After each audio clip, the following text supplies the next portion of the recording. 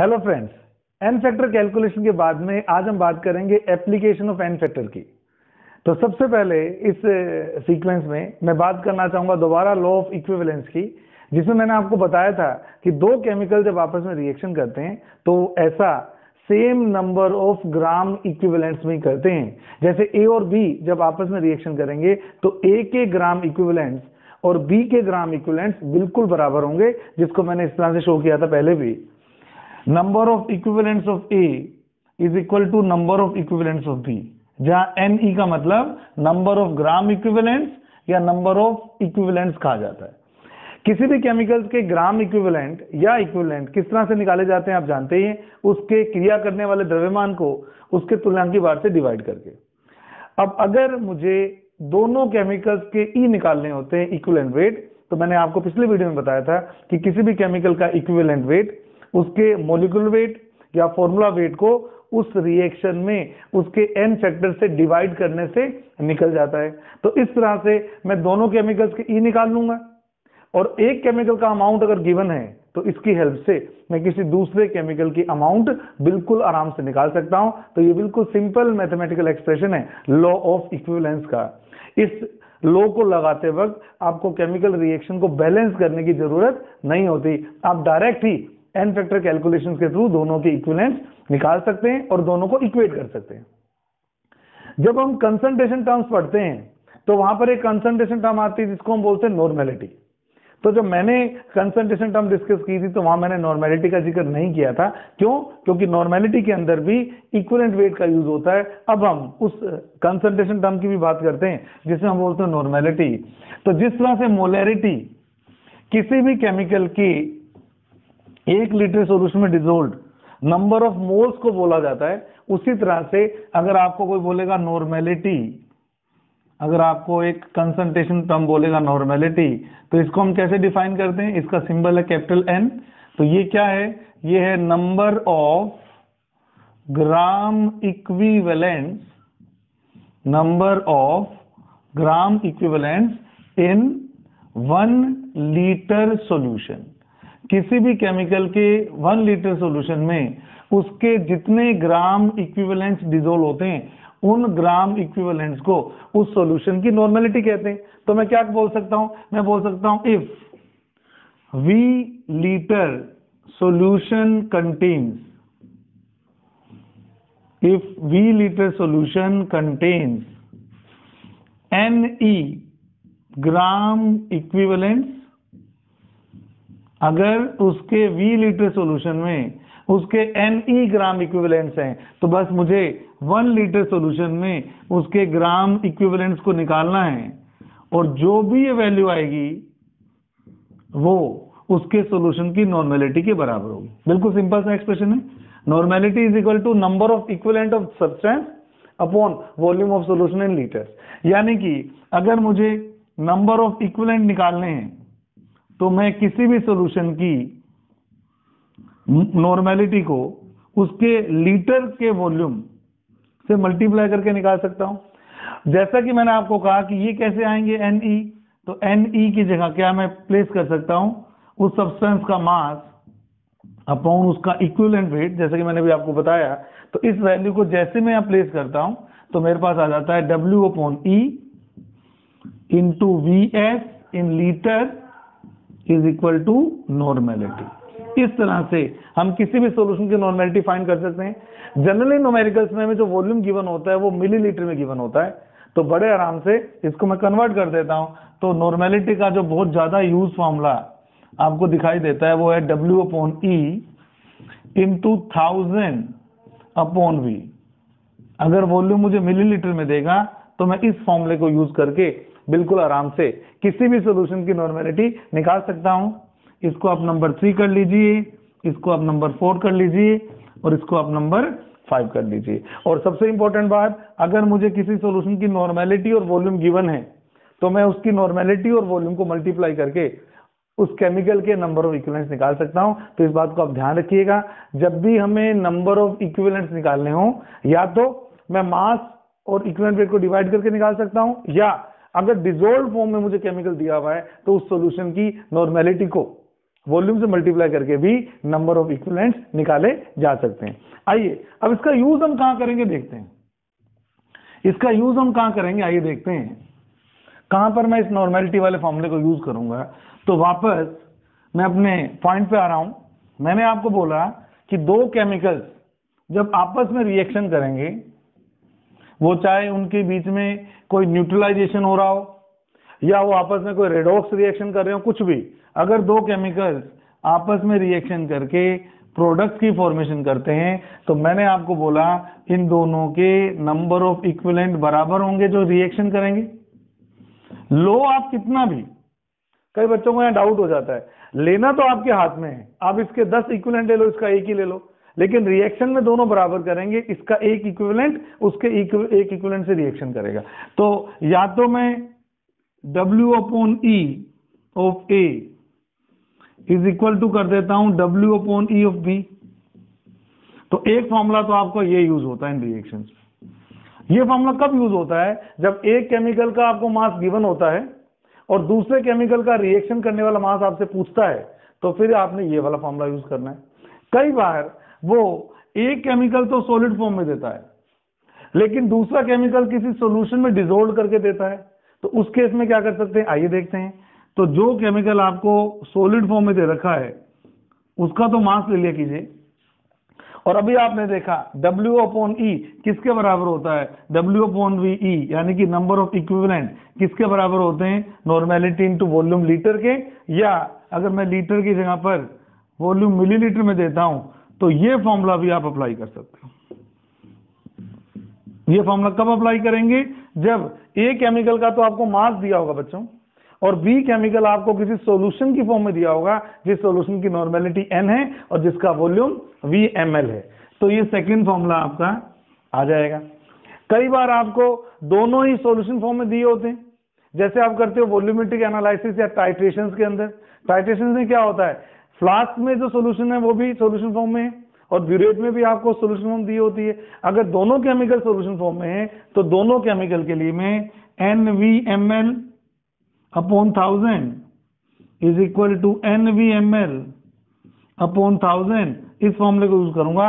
1000 से 1000 कैंसिल कर दो, तो ये फॉर्मूला भी आप यूज कर सकते हैं अगर आपको दो केमिकल की नॉर्मेलिटी और वॉल्यूम के बारे में क्वेश्चन पूछे गए। तो लॉ ऑफ इक्विवेलेंस ये भी है, ये भी है, ये भी है। डिपेंड करेगा कि न्यूमेरिकल में आपको डेटा किस तरह से दिया हुआ है। अगर एक केमिकल का मास देकर दूसरे केमिकल का मास ही पूछता है तो फर्स्ट फॉर्मूला। अगर एक केमिकल का मास देकर किसी सॉल्यूशन से उसको रिएक्ट करवाता है और कंप्लीट रिएक्शन के लिए आपसे वॉल्यूम पूछता है कितना काम में आएगा दूसरे केमिकल का, तो ये वाला फॉर्मूला यूज करना है। और ये तो नेचुरल फॉर्मूला है ही। जब भी आप वॉल्यूमेट्रिक एनालिसिस या टाइट्रेशंस करते हैं तो क्या होता है, एक होता है स्टैंडर्ड सॉल्यूशन, एक होता है अननोन सॉल्यूशन। चाहे स्टैंडर्ड सॉल्यूशन में इन चारों में से कोई डेटा दे दे, चाहे अननोन में कोई डेटा दे दे, बड़े आराम से आप किसी अननोन सॉल्यूशन की नॉर्मेलिटी को फाइंड कर सकते हैं by getting the values of NaVa, ये स्टैंडर्ड सॉल्यूशन मान लो, और Vb। इस तरह से हम लॉ ऑफ इक्विवेलेंस पर बेस कोई भी न्यूमेरिकल सोल्व कर सकते हैं। तीनों में से कोई भी फॉर्मूला आप लगाइए, आपका आंसर आ जाएगा। तो एक एक करके हम कुछ न्यूमेरिकल्स की बात करते हैं जिसमें आपने इस लॉ ऑफ इक्विवेलेंस को लगाना है और सही आंसर को निकालना है। आइए एक दो न्यूमेरिकल्स की बात करते हैं। 3 फॉर्मूले आप याद रखिएगा। फर्स्ट क्वेश्चन मैं बात करता हूं, फर्स्ट क्वेश्चन की ध्यान दीजिएगा, मैं बात कर रहा हूं फर्स्ट क्वेश्चन की। क्या कहता है मुझे, क्वेश्चन नंबर 1 देखिए। क्वेश्चन नंबर 1 में मुझे कहा गया है 2 gram ferrous sulphate, 2 gram ferrous sulphate, 2 gram ferrous sulphate is completely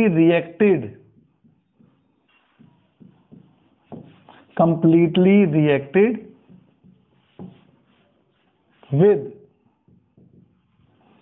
0.05 m potassium permanganate solution, KMnO4 solution in acidic medium. In acidic medium, find the volume of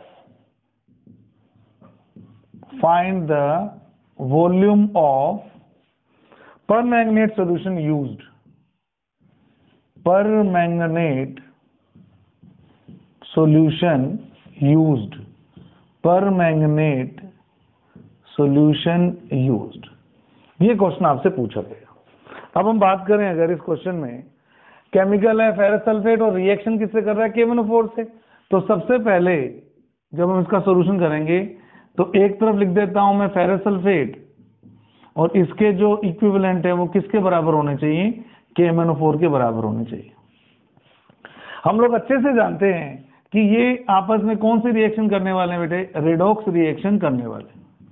ये दोनों आपस में कौन सी रिएक्शन करने वाले हैं, रेडॉक्स रिएक्शन। अगर मैं शॉर्ट में बताऊं तो फेरस आयन जब भी MnO4 माइनस से रिएक्शन करता है तो फेरस तो ऑक्सीडाइज हो जाएगा Fe+3 में, और एसिडिक मीडियम में, keep in mind acidic medium में MnO4 माइनस किस में कन्वर्ट होता है, Mn+2 में। ये सारे कन्वर्जन आपको याद होने चाहिए, आने चाहिए।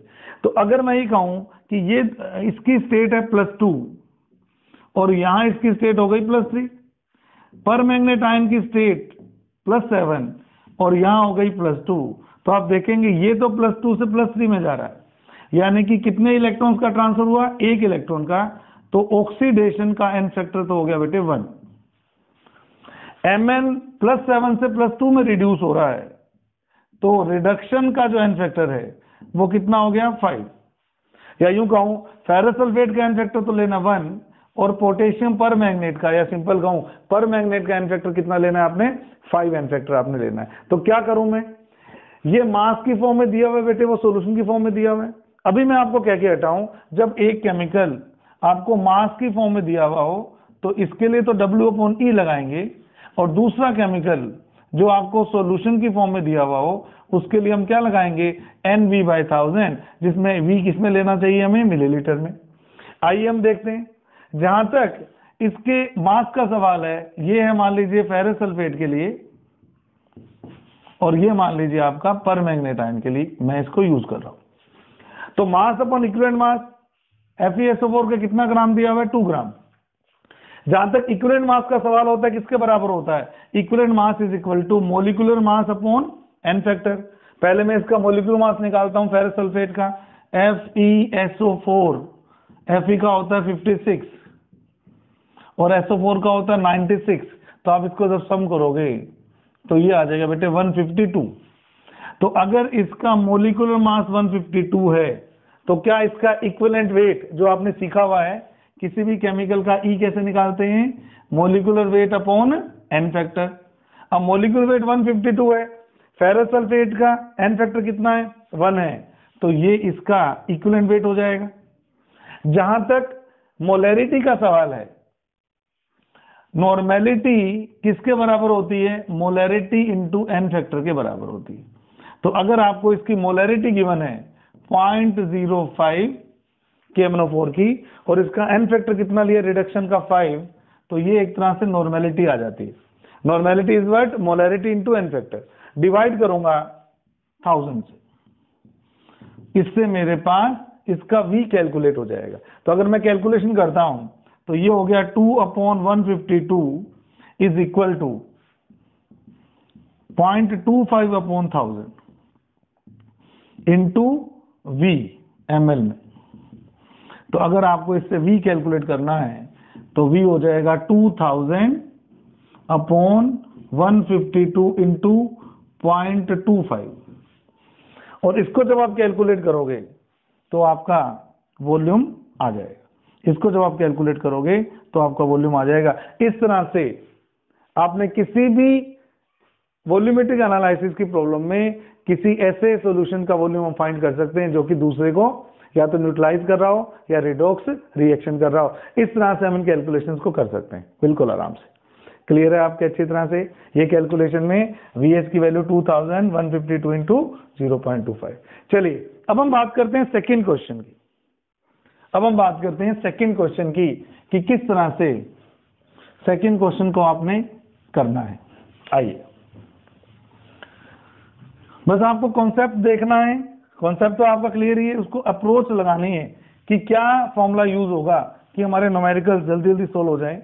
बात करते हैं सेकंड क्वेश्चन की, बात करते हैं क्वेश्चन नंबर सेकंड की।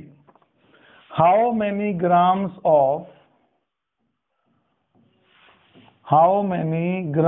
Of हाइड्रेजीन,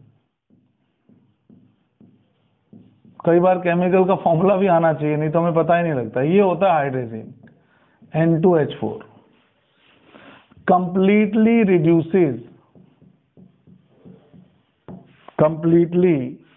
reduces by 100 gram of CrOH4 minus। अब इस तरह के क्वेश्चन में आपको मान लीजिए रिएक्शन गिवन है, हाइड्रेजीन की रिएक्शन CrOH4-1 से, और ये रिएक्शन आपको गिवन है, आपको दे रहा है N2 और क्रोमियम मेटल में ये रिड्यूस हो रहा है। तो आप देखेंगे सबसे पहले नाइट्रोजन की स्टेट कितनी है, यहां पर -2 है, क्रोमियम की स्टेट कितनी है +3 है, ये 0 में चला गया, ये भी 0 में। तो नाइट्रोजन का क्या हो रहा है, ऑक्सीडेशन। बच्चों क्रोमियम का क्या हो रहा है, रिडक्शन। एन फैक्टर निकालते हैं, बताइए एन फैक्टर। एक नाइट्रोजन जो -2 से 0 में जाएगा तो कितने इलेक्ट्रॉन का ट्रांसफर होगा, 2 इलेक्ट्रॉन्स का। लेकिन इस मॉलिक्यूल में तो 2 नाइट्रोजन है, यानी कि मैं कह सकता हूं एन फैक्टर ऑफ ऑक्सीडेशन कितना लिया जाएगा, 4। ऐसे ही +3 से 0 में गया है, और इस केमिकल में एक ही क्रोमियम है, तो इसका एन फैक्टर 3 ही रहेगा। तो रिडक्शन का एन फैक्टर जो होगा वो होगा 3। रिडक्शन का एन फैक्टर कितना होगा, 3। अब आप क्वेश्चन देखिए, हाउ मेनी ग्राम्स, यानी कि एक केमिकल का मास और दूसरे केमिकल का भी मास ही दिया है इसने। इसका मतलब मैं कौन सा फॉर्मूला यूज करूंगा, मैं वो वाला फॉर्मूला यूज करूंगा जिसमें दोनों तरफ मास आते हैं, और वो फॉर्मूला क्या है, W/E। ये किसके लिए, हाइड्रोजन के लिए कर लीजिए, इज इक्वल टू W/E। और ये किसके लिए, दूसरे केमिकल के लिए जो आपको दिया हुआ है CrOH4-1। तो इसका तो मास आपसे पूछा है W अपॉन, जहां तक इक्विवेलेंट वेट का सवाल है आप जानते ही हो, molecular weight upon n factor. इसका मोलिकुलर वेट कितना होगा, 14 × 2 28 + 4 32, और इसका एन फैक्टर कितना है, 4।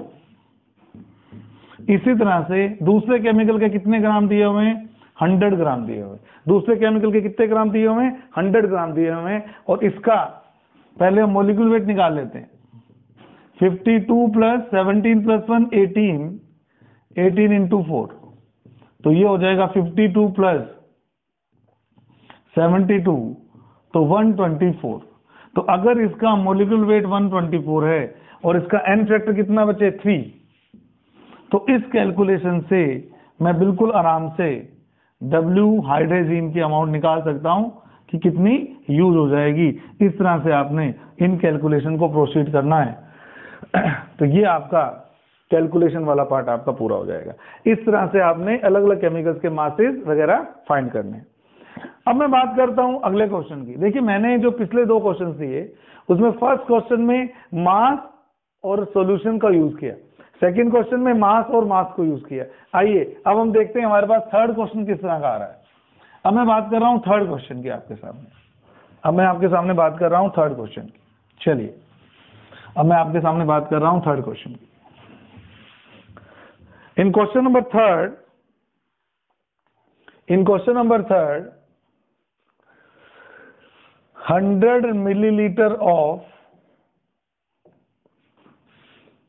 2/50 m molar KMnO4 solution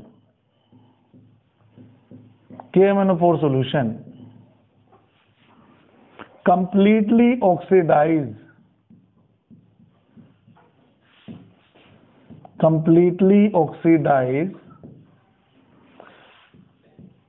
20 milliliter of oxalate ion solution in acidic medium find molarity of oxalate ion solution. Find molarity of oxalate ion solution.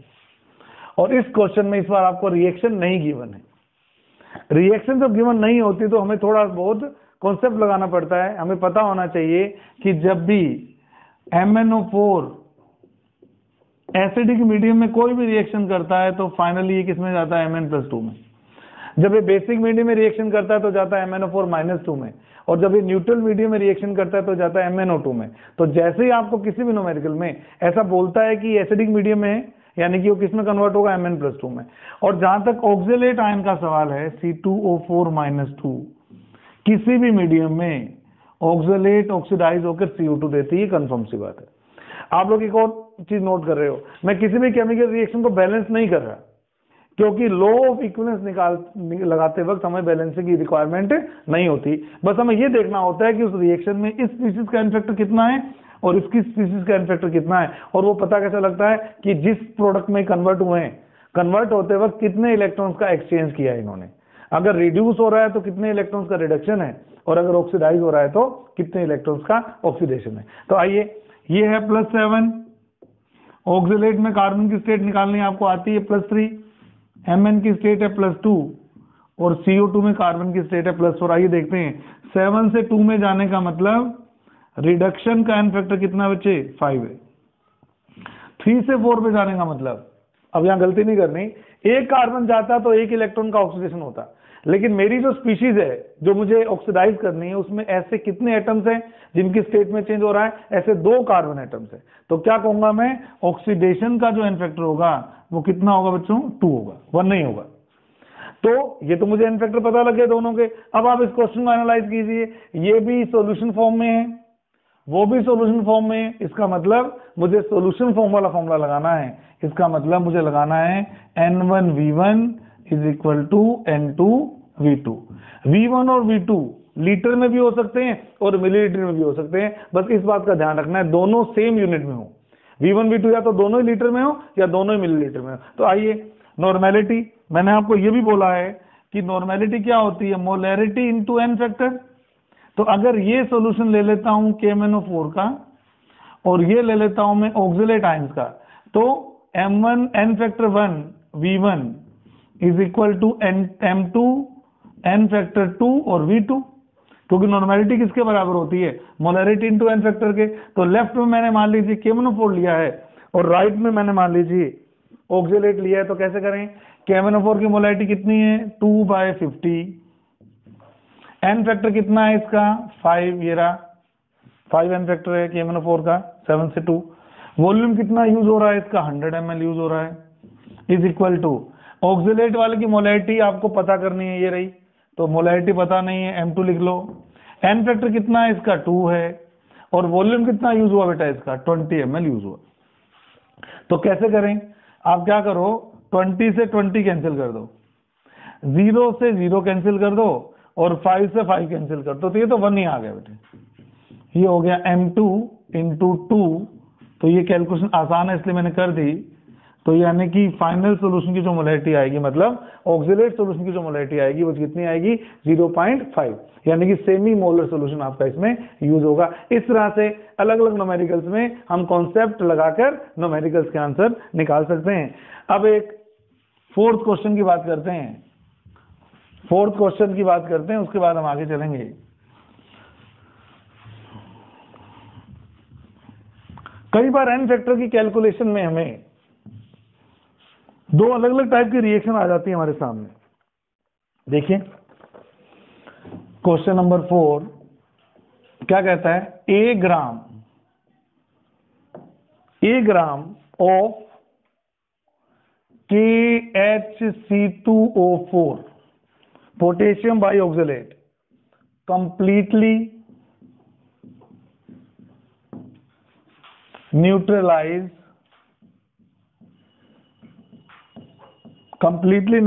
with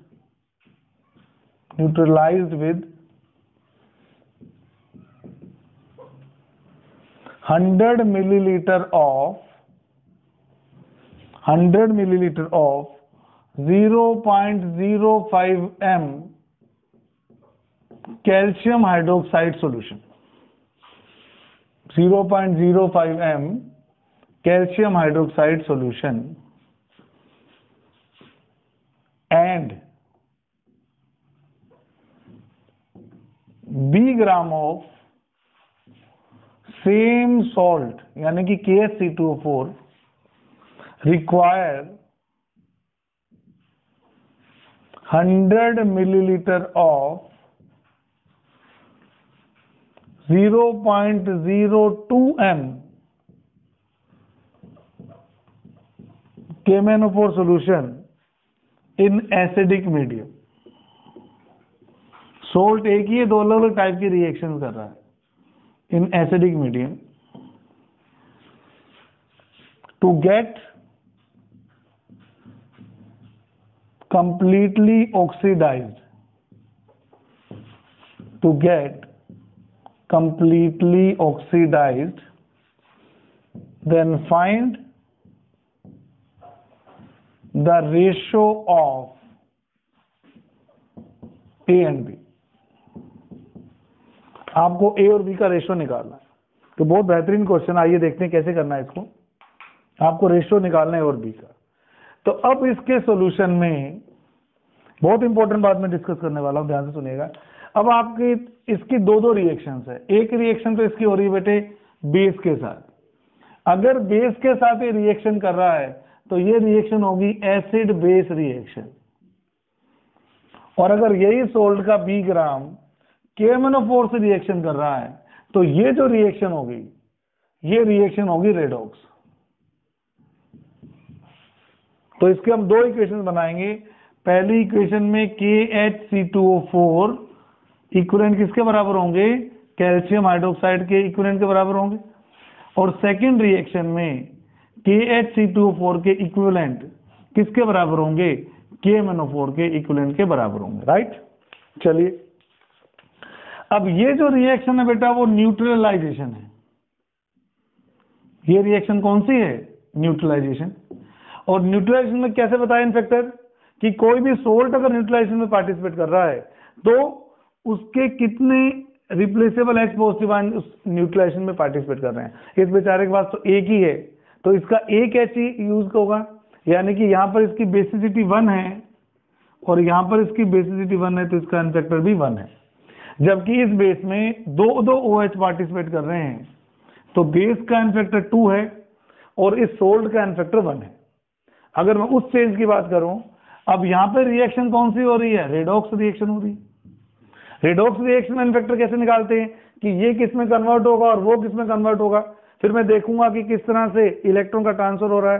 तो अगर मैं ये कहूं कि KHC2O4 जब MnO4 - 1 से रिएक्शन करेगा तो आप लोग समझ सकते हैं K+ और H+ ये दोनों तो फर्दर ऑक्सीडाइज हो ही नहीं सकते।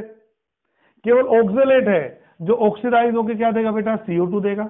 मैंने अभी आपको बोला ऑक्सलेट किसी भी मीडियम में ऑक्सीडाइज होकर क्या देता है? CO2। और एसिडिक मीडियम में MnO4- पता ही है आपको किस में कन्वर्ट होता है? Mn+2 में। तो यहाँ जो इनफैक्टर निकाले जाएंगे वो रेडॉक्स रिएक्शन के बेस पे निकाले जाएंगे और यहाँ जो इनफैक्टर मैंने निकाला वो न्यूट्रलाइजेशन के बेस पे निकाला। तो पोटेशियम का कुछ नहीं हो सकता, H का कुछ नहीं हो सकता। ऑक्सलेट जब CO2 में जाता है तो पिछले न्यूमेरिकल में हमने बता दिया था इसका इनफैक्टर 2 लिया जाता है। और जब MnO4 - Mn+2 में जाता है तो ये तो याद ही हो गया होगा आपको, इनफैक्टर 5 लिया जाता है। तो याद रखिएगा यहाँ पर इसका इनफैक्टर 2 है और इस केमिकल का इनफैक्टर 5 है। तो कितनी इंटरेस्टिंग बात आ गई। मैंने आपको पढ़ाते वक्त बताया था एक ही केमिकल का इनफैक्टर अलग अलग सिचुएशन में अलग अलग आ सकता है। यहाँ पर इनफैक्टर 1 क्यों आया? क्योंकि ये रिएक्शन कर रहा है बेस से। तो न्यूट्रलाइजेशन में इनफैक्टर कैसे निकाला जाता है? कितने H रिप्लेस करेगा।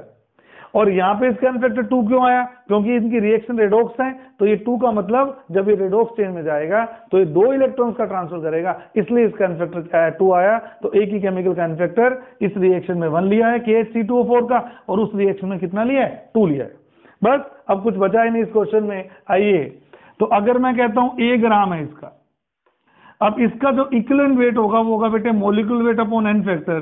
N फैक्टर इसका 1 है, ऐसे दूसरे वाले से करोगे तो नॉर्मेलिटी वॉल्यूम अपॉन 1000 की जगह पर आप लिखते हो molarity into N factor into volume upon 1000। और अगर मैं वैल्यू पुट करूंगा तो ये तो हो गया A बाय M। मोलैरिटी कितनी दी हुई है 0.05, एन फैक्टर कितना है 2 और वॉल्यूम कितना यूज हो रहा है 100 अपॉन 1000। तो एक इक्वेशन तो ये बन गई।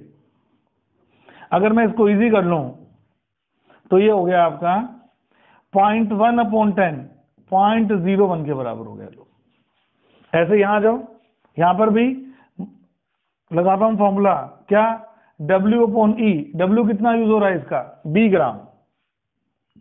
इक्विवेलेंट वेट क्या होगा मोलिकुलर वेट अपॉन 2। यहां पर कितना एन फैक्टर है 2। उधर आ जाओ, उसमें मोलैरिटी है 0.02, मोलैरिटी इंटू एन फैक्टर है 5, कितना वॉल्यूम यूज हो रहा है 100 अपॉन 1000। इसको भी कैलकुलेट कर लेते हैं। 2 0 से 2 0 कैंसिल कर दी तो ये भी आपका कितना आ गया बेटे 0.01। ये भी कितना आ गया 0.01। ये भी 0.01। राइट साइड अगर बराबर है तो लेफ्ट साइड भी बराबर होगी। तो अगर लेफ्ट साइड बराबर होगी तो A upon M must be equal to B upon M by 2। तो 2 ऊपर चला गया इसका, तो मोलिकुलर वेट तो इसका दोनों में सेम ही रहेगा। तो मुझे पता लग गया, इससे अगर मैं नीचे ले आऊं मुझे पता लग गया A by B is equal to 2। तो इसने पूछा था A बाय B का रेशियो कितना होगा, A और B का रेशियो कितना होगा, तो आंसर कितना आ जाएगा 2। इस तरह से हम लॉ ऑफ इक्विवेलेंस निकालकर मास से कंपेयर कर सकते हैं, मास को सॉल्यूशन के वॉल्यूम या नॉर्मेलिटी से कंपेयर कर सकते हैं, या एक सॉल्यूशन की नॉर्मेलिटी और वॉल्यूम को दूसरे सॉल्यूशन की नॉर्मेलिटी या वॉल्यूम से कंपेयर किया जा सकता है। Thank you so much.